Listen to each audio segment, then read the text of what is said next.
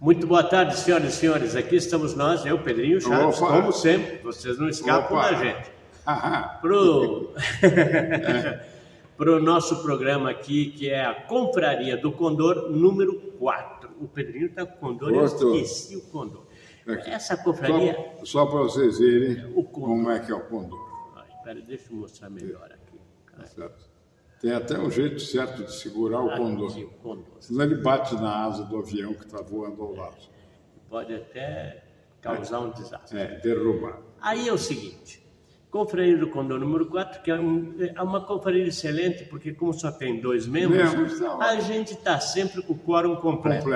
Então, estamos aqui e é o programa Dois Neurônios Incomodam, número 182. Eu peço desculpas, no último programa, que era o 181, eu falei que era 180, mas no dístico, lá no enunciado, está certo, 181. Está certo. Eu combinei com o Pedrinho, hoje é assim, véspera de Natal.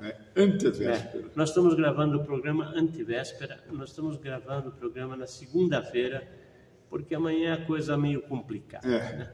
Então é o seguinte, para que todos saibam, esse programa nós vamos começar de leve, falando de coisas de lá de fora. Então, estava comentando com o Pedrinho, vamos começar de leve, para acabar legal. Então, é o seguinte, começar de leve é o seguinte, o bidê, lá nos Estados Unidos, não sei se você sabe, quer dizer, você sabe já que ele perdoou o filho. Né? Mas o bicho está num nível, assim, falta pouco agora para largar. Menos de um mês. Mas ele está com a corda toda, tem que chamar os homens de branco, aqueles que vêm com aquela camisa de força, etc. Tal. O cara acabou de fazer o seguinte, eu quero usar a palavra certa. A palavra certa deixa eu ver, a palavra certa, vamos com a palavra certa, porque não é que ele perdoou, ele... Comutou a sentença. Pedrinho é ótimo. Ele comutou a sentença de alguns caras que estavam no corredor da morte. Quem eram esses caras? Gente que matou crianças, assassinos de crianças, e gente que cometeu assassinato em massa. Não confunda com serial killer. Assassinato de massa é aquele tarado que sobe numa campanário de uma faculdade e mata 15 lá embaixo para se divertir. Esses caras, ele comutou a sentença de morte. Então, perdão natalino. Quer dizer, o cara é gênio, né? É uma coisa... Pedrinho, me faltam palavras para adjetivar. Só, como já passou o Thanksgiving, ele é do Peru. Ele é do Peru, tá certo. Então tá certo. Bom, aí tem mais. Aí o Trump, em recente entrevista, ele já começa a mostrar o que veio. Ele já disse, ele disse em 2 locais diferentes. Um foi uma entrevista para o Tucker Carlson, onde ele disse o seguinte, olha, os Estados Unidos, na época do Franklin Roosevelt, investiu um montão de dólares lá para fazer o canal do Panamá. Morreram 38 mil americanos trabalhando, cavando buraco lá para fazer ligação entre o Atlântico e o Pacífico. Por causa do mosquito. No começo foi transmitia. Mas morreram também de desabamento, morreram de tudo. 38 mil pessoas. E parece que depois o Jimmy Carter, muito bonzinho, democrata também, né? Entregou o canal do Panamá por $1, né? Para os panamenhos. Então, o Trump disse, quero de volta. Certo. Então, agora, esse quero de volta significa o seguinte, ele explica o seguinte, que a Marinha Americana, primeiro que os caras no dia seguinte que eles compraram por $1 de volta o canal do Panamá, que foi construído a custo de 38 mil vidas americanas, etc., e dinheiro, etc., tal, eles subiram o preço, o pedágio, né? O pedágio do canal do Panamá, que é exorbitante. E aquilo ali é uma coisa que é um asset, os Estados Unidos precisam daquilo porque é a maneira de passar com os navios da Marinha Americana do Atlântico para o Pacífico rapidamente, sem ter que descer lá para a Terra do Fogo.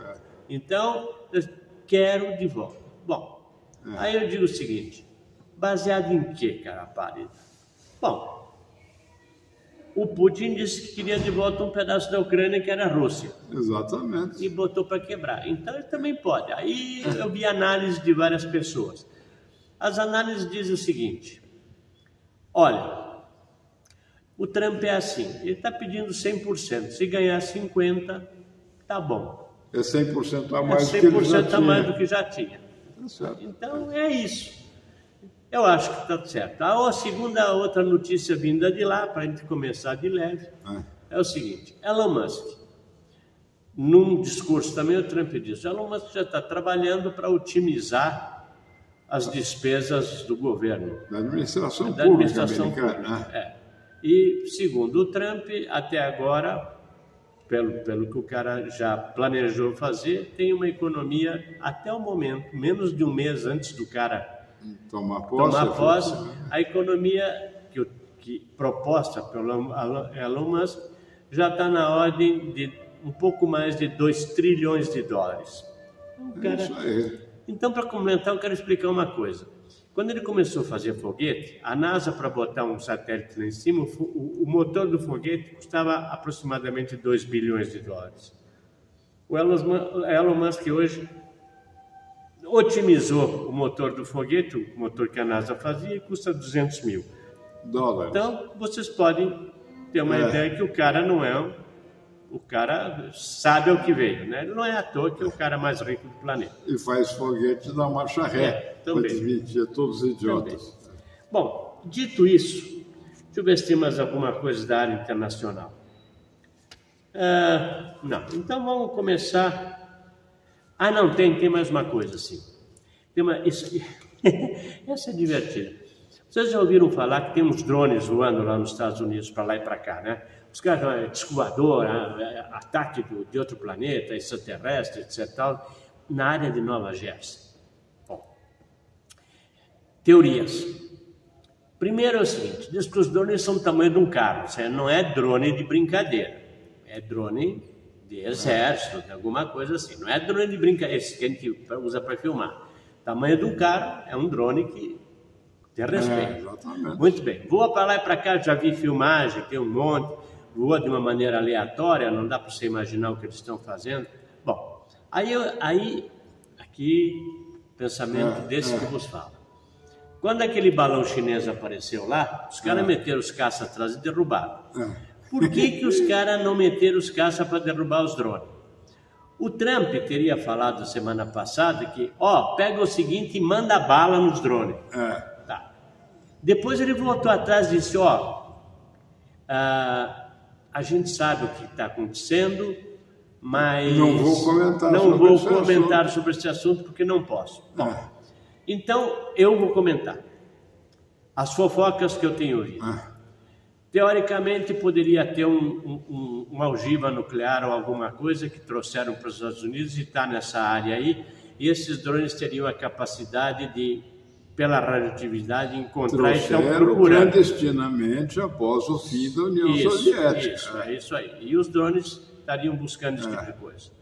A outra fofoca que eu vi é o seguinte, esse pessoalzinho bonzinho, o Bill Portões, o Klaus Schwab, esses caras que querem implantar um governo global, e aí baseado, por exemplo, no Reagan, que falou nas Nações Unidas, a seguinte frase, vocês se espantariam, se referindo aos representantes dos países presentes, se espantariam a rapidez com que resolveríamos nossas diferenças no caso de um ataque extraterrestre. Então, a outra teoria é que esses drones é uma simulação de alguma coisa para que as pessoas acessem, criar um pânico tipo da fraudemia, para que possa se criar uma governança global. Eu acho mais difícil, acho mais fácil a primeira opção, mas de qualquer maneira pode não ser nada também. A verdade é que estão fazendo o possível para badernar antes do Trump entrar. Essa é a verdade. Isso é. Aqui não estão fazendo a campanha pelo Drex? Outro dia um amigo meu, que é muito brincalhão, falou assim, sabe o que é o Drex? É um durex que não vai colar. Isso aí, é um durex que não vai colar. Parabéns. É isso aí. Se você não sabe o que é Drex, é o começo da tua escravidão. Da tua escravidão. Da minha, da dele. Minha não, porque eu vou mandar esses caras... Se depender de mim, não entram. Do Pedrinho também. Exatamente. E de gente esclarecida, né? Porque isso é a senzala virtual. Exatamente. Bom, aí, então, com isso, a gente chegou no Brasil, né? Agora, não há remédio. Não há remédio. Então, Pedrinho, vamos começar com o seguinte. André Mendonça, aquele terrivelmente evangélico. Pelo menos nesse momento, no final do jogo, aos 45 do segundo tempo, parece que disse que veio. Na hora que quiseram... Marcou o gol de honra do 7-1. Do 7-1. Os caras fazendo baderna lá, querendo ferrar com o negócio do marco civil da internet, etc. Tal, o cara falou, é o seguinte, e eu gostei, porque ele falou umas coisas assim, com toda a calma. Disse, olha, é o seguinte, eu estive vendo esse negócio, acho que estamos tirando das pessoas o direito delas reclamarem das autoridades, e isso aqui vai contra a Constituição, então pediu vistas. Exatamente. Pediu vistas ao processo, que é uma maneira de sentar em cima. Exatamente. Então vamos ver o que vai acontecer. É claro que do outro lado, que aliás, do outro lado, não era para comentar agora, mas eu vou comentar agora. Eu preciso achar a palavra certinha. O Boca de Bagre, vocês sabem que é o Boca de Bagre, né? Tem o Boca de Vedoso. Boca de Bagre, tem o Boca Aberto também. Tem. O Boca de Bagre disse o seguinte, depois de que eu vi, e ele viu também, né? Ele viu que fizeram uma pesquisa sobre a credibilidade do STF, que era... há 2 anos atrás de 41%, ou 31%, de 31%, e caiu para 12%. Caiu para 12%, eu vi também. Caiu para 12%. Aí ele não achou nada melhor para falar, o Boca de Bagre, que dizer a seguinte imbecilidade. Moraes enche de orgulho a nação brasileira. Em que manicômio vive esse senhor? Ou então é um novo nome para saco, ele enche... o saco da nação brasileira. Não, mas eu fico pensando um cara que está na organização que ele está, no STF, que se presta a dar uma declaração pública que sabe que vai ser vista por todos os brasileiros que têm olho e ouvido, e diz, esse ovo, o Moraes, o Glambi, ele não tem coisas assim inacreditáveis. A semana que passou, hoje é segunda-feira, o Caetano de Veloso, aquela insignificância, veio fazer um show aqui no Allianz Parque. Parece que era ele e Bethânia. Eu não me entero muito porque eu estou... Riscamos o nome do meu caderno. Exatamente. Risque meu nome do teu caderno. Eu já não suporto esse inferno do nosso amor fracassado. Exatamente. Caetano, que eu até gostei no passado, quando ele cantou Sem Lenço, Sem Documento, e de repente esse boçal vem cantar aqui. E a mulher dele, aquela coisa insignificante também, se refere ao fracasso, porque ele falou sem anistia no show. E tomou uma vaia do cacete dos imbecis que ainda vão no show do Caetano. Exatamente. Pior que ele foi o show do Roberto Carlos, que pôde uma vez. Pois é, porque isso também ninguém aguenta mais. Mas esse coitado, esse aí, deixa, ele sem ele é a mesma porcaria. Exatamente. Bom, aí é o seguinte, daí a mulher dele, aquela Paula Lavigne, ela falou o seguinte, eu falei para o Moraes, assim, íntima, eu falei para o Moraes, porque o Glambi estava, parece que no show. Eu falei para o Moraes que não ia dar certo ele estar presente no show e o Caetano falar o que falou. Bom, dito isso, você vê de que lado essa gente está. Porque eles estão cortando. Eles cortaram. Programa dos deficientes. Cortaram e não cortaram um tostão e ainda fizeram questão de ressaltar. Não cortamos nada da Lei Rouanet. Lei Rouanet e da outra lei lá da música. Eu pensei que fosse a Maria... Aldir Blanc. A Maria da Penha. Não. A Maria da Penha. Isso é outros 500, é uma outra história que fica para outra vez. Que daqui a pouco nós vamos contar a história da Maria da Penha, que não é bem o que você sabe. Bom, exatamente.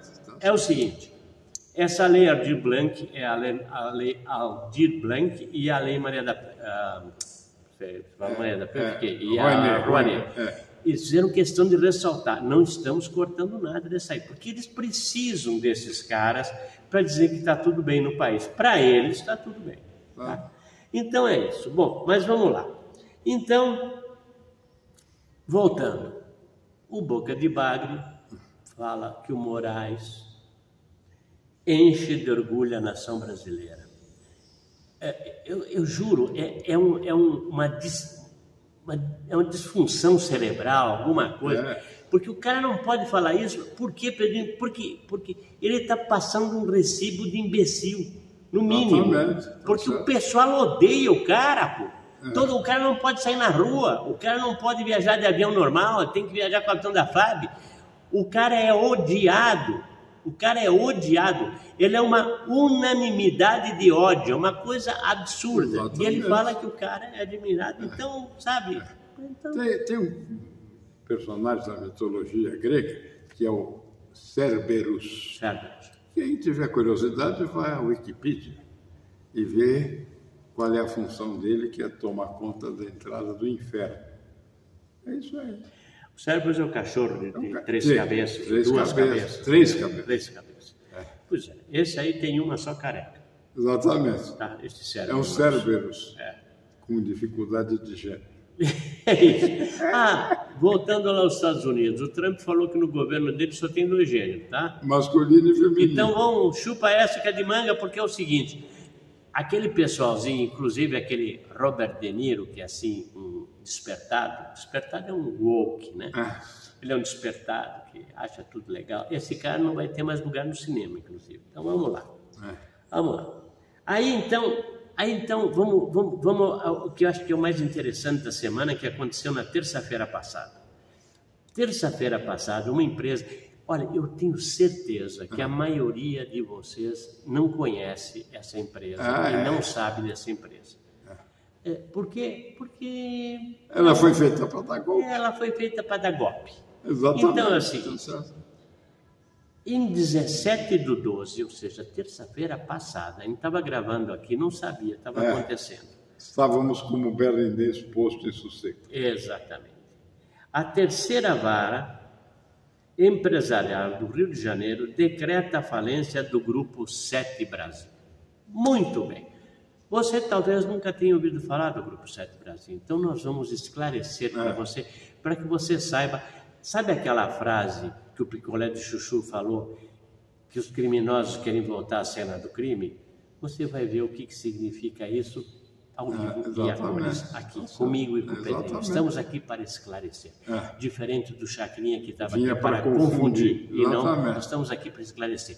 E com certeza, isso que nós vamos dizer para vocês agora, vocês não vão ver na Rede Globo, vocês não vão ver na televisão. Isso deve sair em algum jornal com valor econômico, alguma coisa assim, vai sair, com certeza. Esses jornais que você, que está nos vendo, não lê.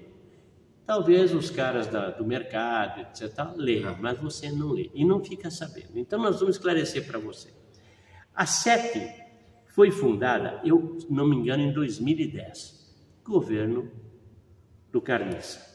Aí o Carniça... Porque o Carniça é tudo menos idiota, né? Ele é canalha, safado, ladrão, tudo, mas idiota não é.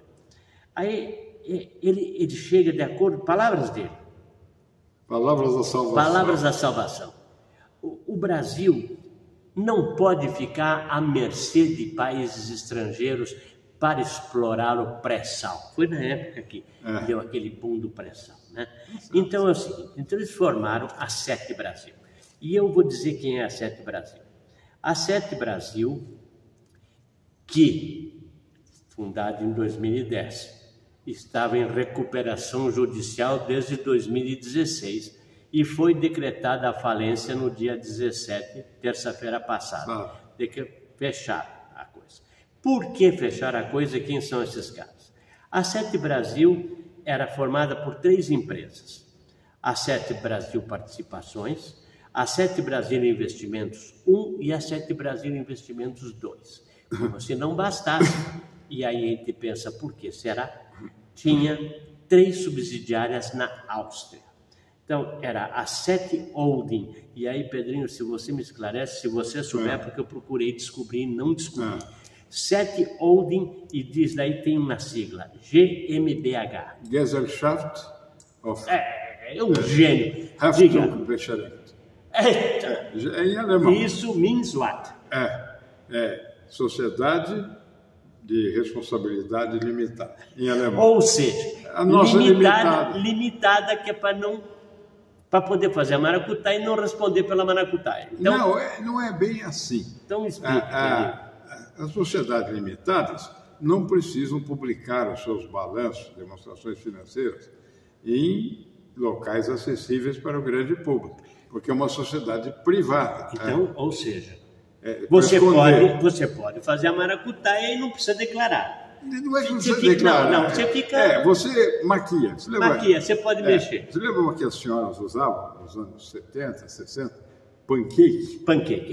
Passa um pancake. Que cobria todas as imperfeições da pele e depois parecia um reboco, daquele que você para tirar para talhadeira. Então, eu sou leigo no assunto, mas eu acho que está feito para esconder alguma porcaria. Em todo caso, vamos lá. Bom, eles esconderam, tá?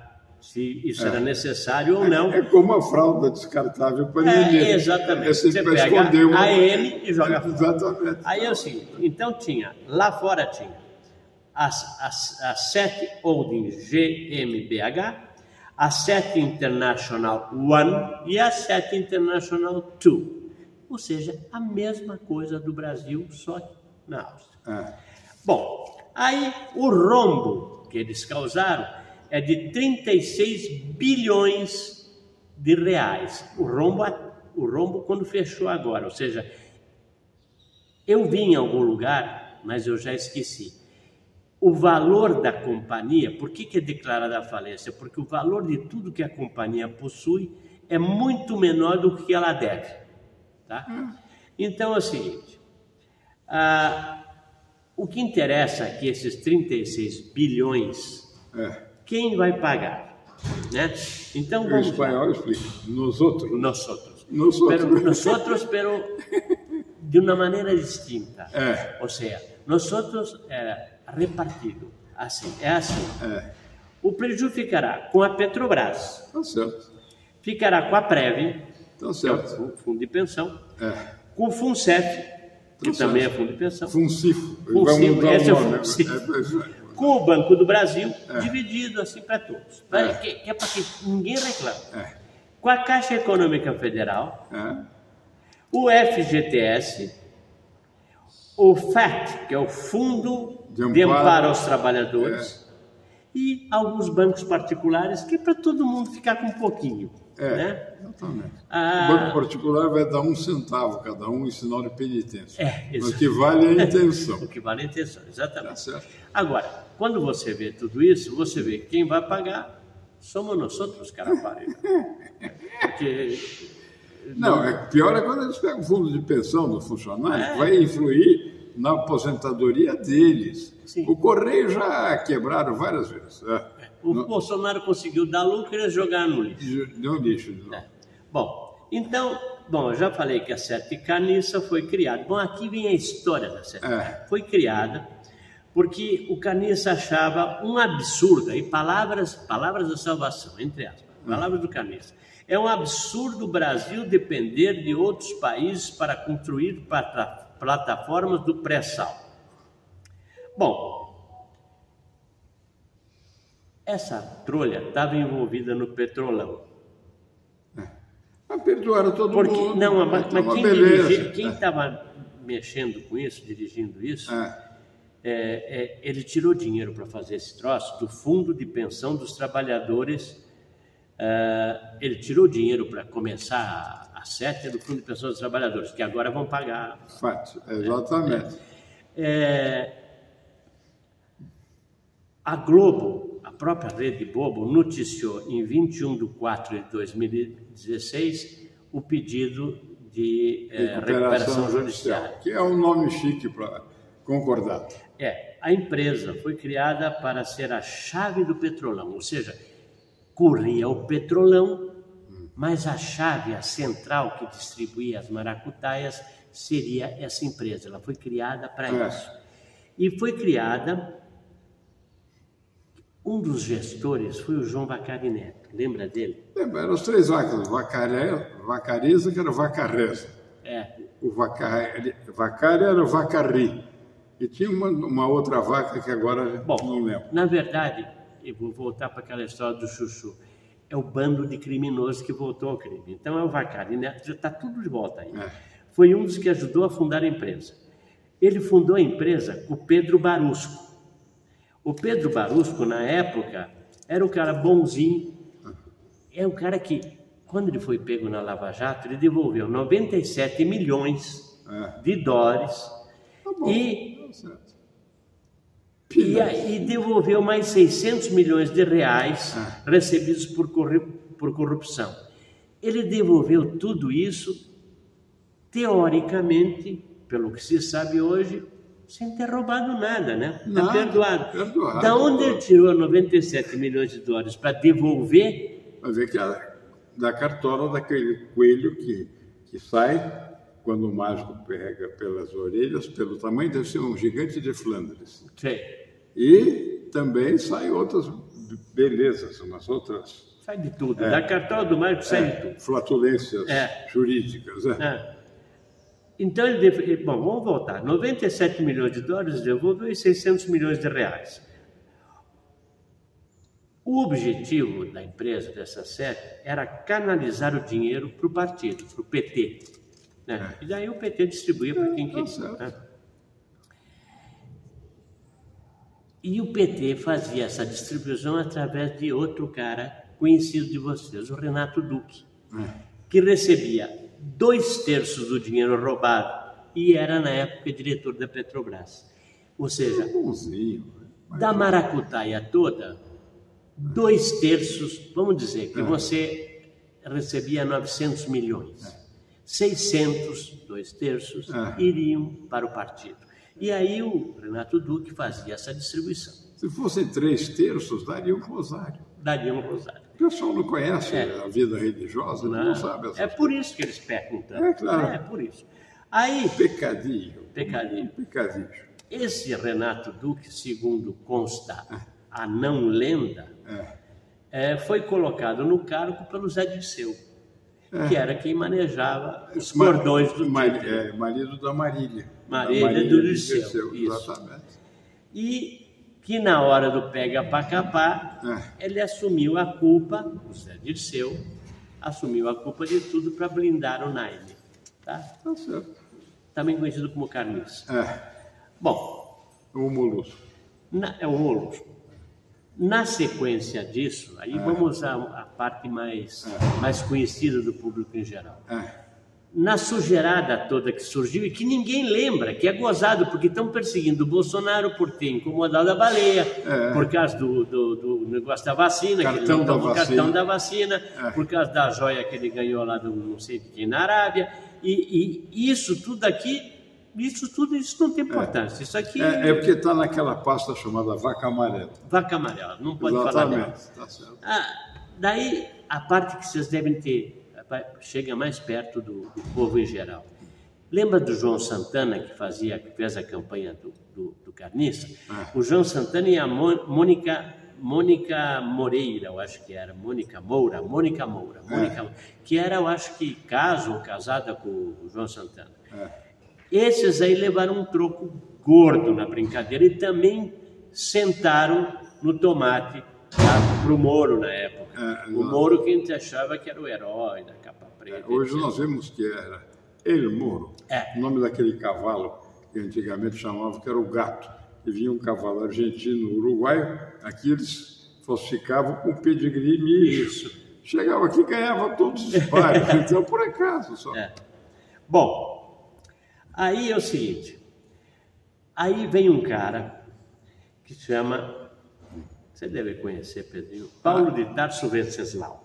Não, esse eu não conheço. É um comentário, esse cara só fez um comentário a respeito e eu vou dizer depois quem era o Paulo de Tarso Venceslau. Conheci São Paulo de Tarso, que virou São Paulo depois, que era o cidadão romano. Sim. Por isso que no nosso clube tem esse Mas aqui teve, eu acho que 2 Paulo de Tarso meio esquisito, aqui no Brasil. Bom... Um era o Paulo de Tarso, não? Não.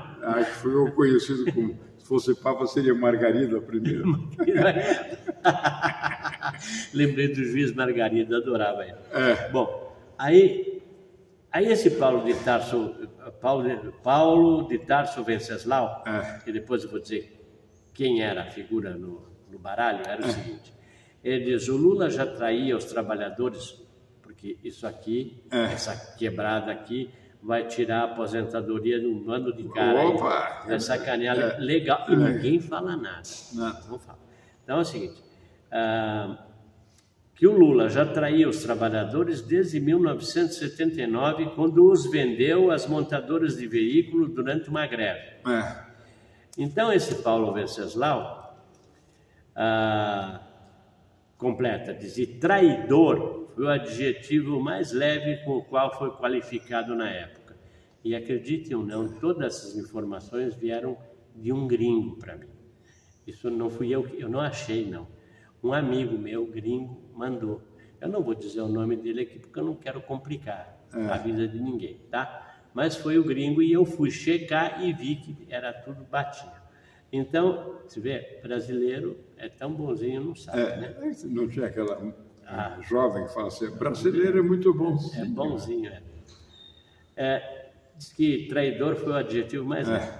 Aí... O sol da praia, de Sanababite. Sanababite. Sanababite é sol da praia, exatamente. A cadela não entra nisso. Bom, aí ele disse, complementa, não fica só nisso, que Lula sabia da corrupção nas prefeituras, estamos falando lá de 79, as prefeituras do PT, informados por seu advogado, quem era o advogado do Lula na época? Roberto Teixeira. Quem é Roberto Teixeira? É o sogro do Zanin, que foi advogado do Lula e que agora é ministro do STF. Está tudo em casa. A equipe voltou. Exatamente. A equipe voltou. Bom, e quem era o Tarso? Vamos chegar no Tarso... Paulo Tarso Venceslau. Tarso Venceslau. Quem é? Esse Paulo Tarso Venceslau pertencia ao grupo guerrilheiro do Marighella. E participou do sequestro do embaixador Charles Eldridge, aquele sequestro que estava do embaixador americano envolvido no Rio de Janeiro. Depois arrumaram um avião para mandar os caras para o exílio. Exatamente.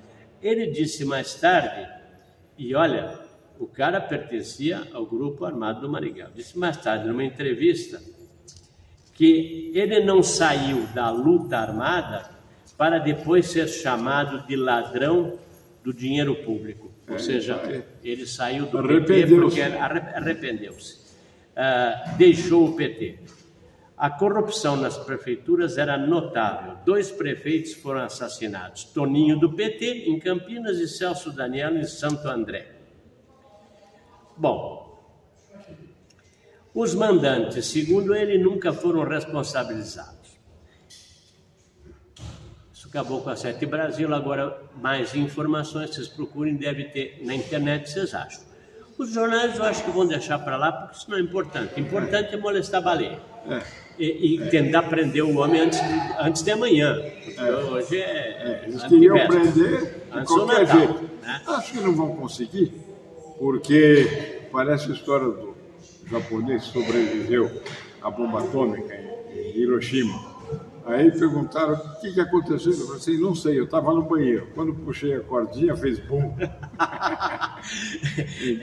É isso aí, vocês vão mexer com a cordinha do homem, vocês vão ver o que vai acontecer. Eu acho que, apesar de achar que o brasileiro é tão bonzinho, eu acho que chegou um limite e a gente nota isso na internet. Por isso que tem aquela musiquinha célebre, né, que é a senha para o tal golpe. Chamaram o meu boi de espalha merda. Vai chegar no dia que tocar essa música em cadeia nacional, o senhor sabe que estamos sob nova direção. Eu lembrei, né, cada lugar tem a sua... Na invasão do dia D, a música que avisou aos franceses que o bicho ia pegar, não foi música, foi uma poesia do Verlaine. Le son glolon de violon de outono, blesse mon cœur dans le guerre monotone. Isso aí. E aí chegam e puxaram a guardinha. Puxaram a guardinha. Bom, então, aqui eu chamaram o meu boi de espalha-merda. E daí você vai... Onde já se viu? Espalha merda. A mãe de quem? Então tá bom. Então é isso. Eu acho que o Pedrinho concorda que a gente está para ouvir essa música a qualquer momento. E daí... Como se fosse novela mexicana, no rádio dos anos 30, dos acontecimentos se precipita. Exatamente. E aí eu penso o seguinte, aquele general com cara de idiota, ele tem cara de idiota, ele tem cara de retardado. Será que é só cara? Tem cara de retardado, aquele G. Dias, né? Aquele G. Dias. Pô, cara, meu Deus, como é que chega general? Daí eu descobri que quem botou ele para general foi a caterva aí do Lula. Então o cara era puxa-saco, etc. Foi subindo na carreira, general. Foi ele que facilitou a entrada dos caras lá no dia. Deu água para o depredador. Esse ninguém faz nada. Agora o Braga Neto. O Braga Neto a gente põe na prisão. O general Braga Neto, que me parece que é um homem de bem, eu não o conheço pessoalmente, mas mostrou aquém das suas responsabilidades e dos altos cargos que ocupou. Como ministro da Defesa, ele seria, entre aspas, comandante das 3 forças: Exército, Marinha e Força Aeronáutica. E deixou ser cumprida contra ele uma ordem absolutamente ilegal, sem reagir à bala, porque ele tem direito à arma em casa à vontade, como general de 4 estrelas. E não fez. Porque o dia que qualquer general de 2, 3 ou 4 estrelas receber a bala agentes que vão cumprir ordens flagrantes, ilegais e inconstitucionais, aí vai acabar essa cachorrada disponível no grande cérebro. Sabe por quê? Porque aí ele sabe que ele vai ser enfrentado e o pessoal caga nas calças. E eu vou complementar essa tua colocação da maneira seguinte, porque podem chegar e dizer assim, não, estão incitando ódio. Não. Aqui não se trata de incitar o ódio. Não estamos incitando ódio, nem violência, nem nada. Só o seguinte, a lei precisa ser respeitada. E quando a lei não é respeitada e a pessoa que está sendo vítima dessa falsa... defesa da sua honra e da sua família. É legítima defesa da honra e da família. Exatamente. Então, eu sinto muito, general Braga Neto, que o senhor não tomou uma atitude mais drástica, porque daí acabaria com essa festa do boi gordo que eles estão fazendo. É um festim, na verdade. Então, porque é o seguinte, se vocês aceitam, quem somos nós, cara pálida? Exato, pobres mortais. Velhinhos. Então, e não pode aceitar. Exatamente. E a ideia é o seguinte, eram 37 e agora eu fiquei sabendo que o Janot... eles estão tão esforçados, são gente trabalhadora.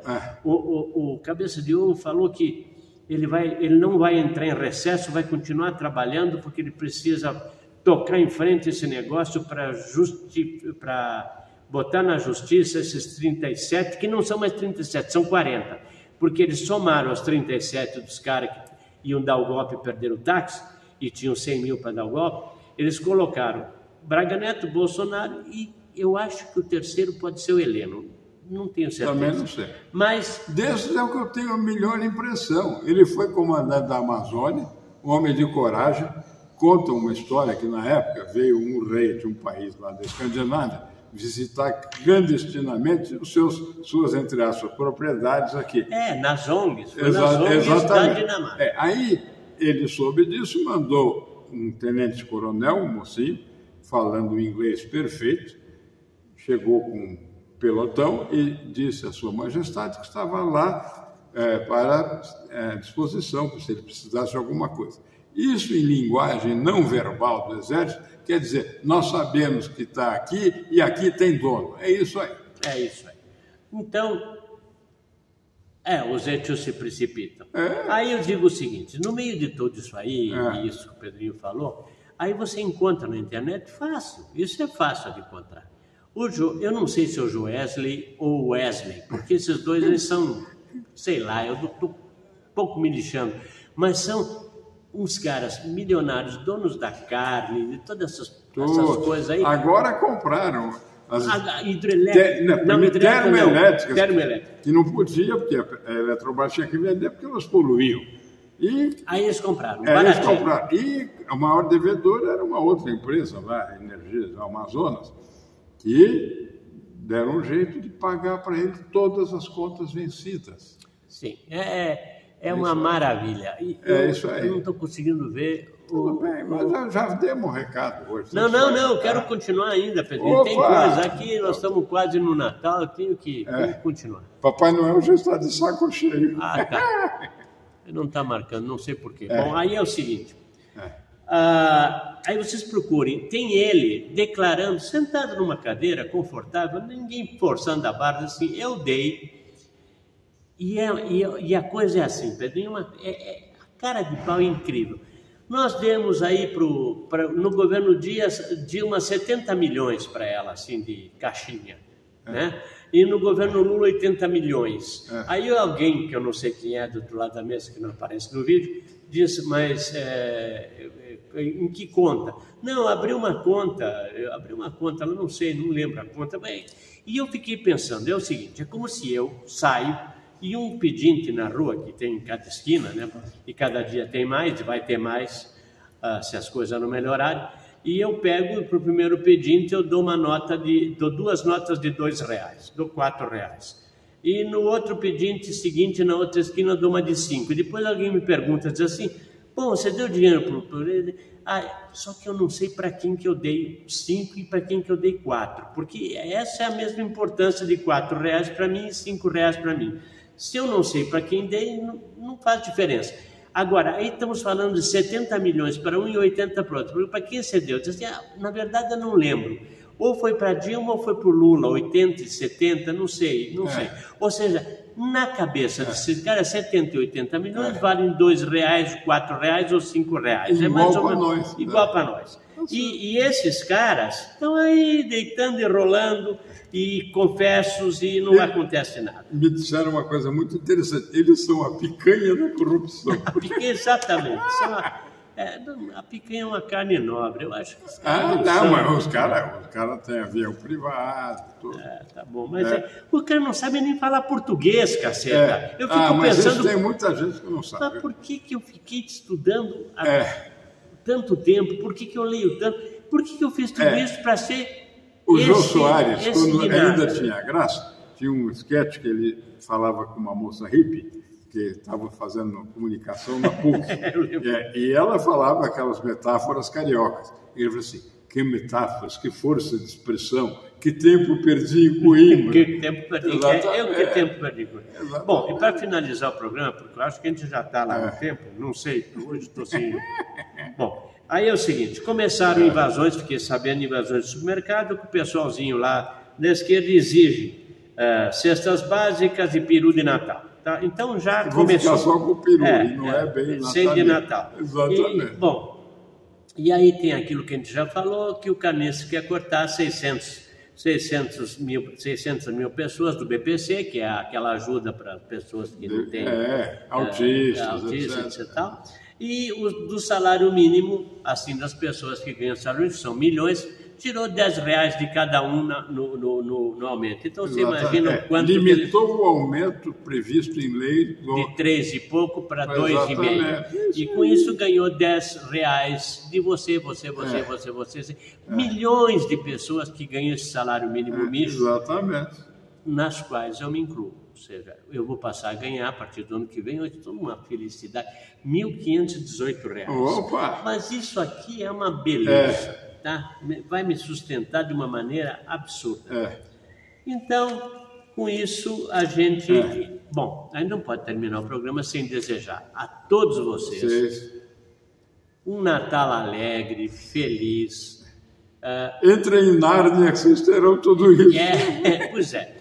E desejar que o ano que vem a gente se livre da craca nesse navio. Exatamente. Porque esse navio chamado Brasil precisa parar num estaleiro e limpar a craca, porque ele não está navegando mais. E daqui a pouco ele não vai para lugar nenhum. Então tem que tirar a craca. Vocês sabem quem é a craca? Não é só o Carniça. Tem um monte, tem bastante. E vamos esperar que isso aconteça o ano que vem, porque se não acontecer, amigos, o mal venceu. E daí eu não sei o que vai acontecer. Não vai vencer, porque um amigo meu, que é muito inteligente e culto, me disse: o Brasil é a prova cabal da existência da divina providência. Se não existisse a divina providência, ainda não existia mais. Não existiria o Brasil. Pois é, mas eu acho o seguinte: Deus ajuda quem se ajuda. É isso aí. Então é o seguinte: se a gente não fizer nada e ficar esperando pela divina providência, a gente se... Então, gente, olha, tudo de bom para vocês. O importante, e eu digo sempre isso, saúde. O resto a gente faz. A gente tendo saúde, o resto a gente corre atrás, tá bom? Então, saúde para todos, que o Natal seja lembrado entre os familiares e com muita alegria a todos vocês, e que o ano de 2025 é um ano cabalístico, que seja o ano da salvação desse país. Beijo grande para vocês. A semana que vem, antes do Ano Novo, estaremos falando novamente com vocês, se tudo der certo. Beijo grande. Tchau, tchau. E com o Bolsonaro solto.